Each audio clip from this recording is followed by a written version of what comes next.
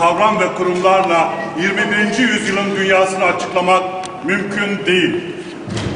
Benim size rağmen, sizin bana rağmen kazanacak bir zaferimiz yok. Gelin el ele verelim, yeni Türkiye'yi birlikte kuralım. Vahim elim bir şekilde yakılarak öldürüldüler. Geriye sadece evli olduğu için kurtulmuş Aysel kızı kaldı. Ve Aysel aradan geçen bunca yıldan sonra bu mektubu bizlere teslim etti. Ve bu mektubu hiçbir anayasa tartamaz. Bu mektubu dünyada hiçbir uluslararası, evrensel, hiçbir mekanizma tartamaz. Bu mektup o kadar ağır ki orada yakılarak öldürülmüş bebekler, orada mahvedilmiş bir aile, orada mahvedilmiş bir insanlık var. Bir insanı öldüren bütün insanlığı öldürmüş gibidir. Şimdi burada bize çok büyük bir yük verdi. Ben gözyaşlarımı tutamıyorum ve kalbim ağrıyor. Bu sıradan bir mektup gibi gözüken bu zarf bütün hepimizin boynuna verilmiş, yüklenmiş bir borç. Ve Başbakanımız bu borcu götürüp sunacağımız masanın üstünde oturan bir kişi.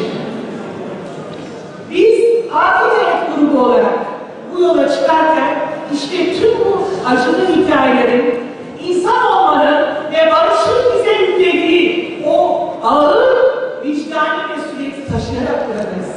Sunduğumuz bütün bu bilgileri ulaştırmamız gereken yerlere bizler de ulaştıracağız ve bu çok büyük bir mesuliyet.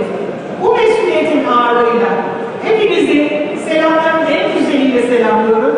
Müstehioğlu'nuz ve selamlar olun.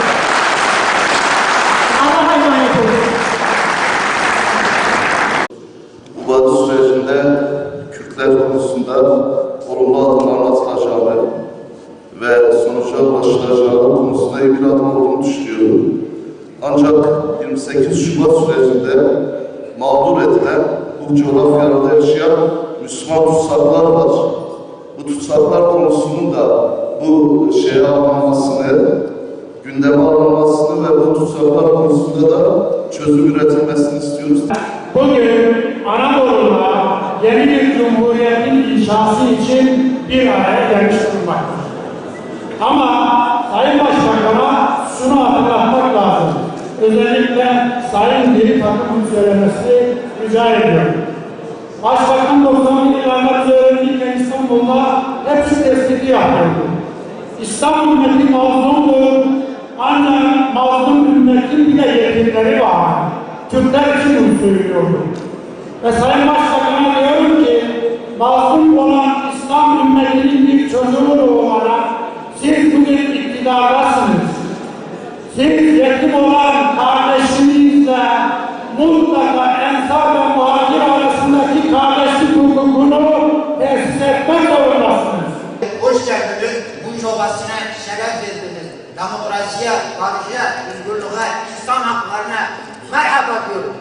Hepimiz ortak insani değerler üzerinde zannediyorum buluşabiliriz. Güzellik, iyilik, adalet, hukuk değerleriyle buluşabiliriz. Ve yeni bir dönemeçteyiz, yeni bir dönemdeyiz. Tıpkı Pir Sultan Abdal'ın dediği gibi, diyor ya şiirde, ben bir ulu şehre vardım, o şehri yapılır buldum. Ben dahi yapıldım, taş toprak arasında diye söylüyor.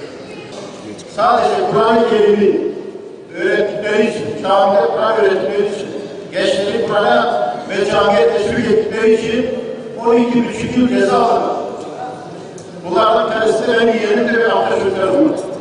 Bu yapılan zulüm hakikaten bizi çok ciddi manada ızdırap içine vermiştir.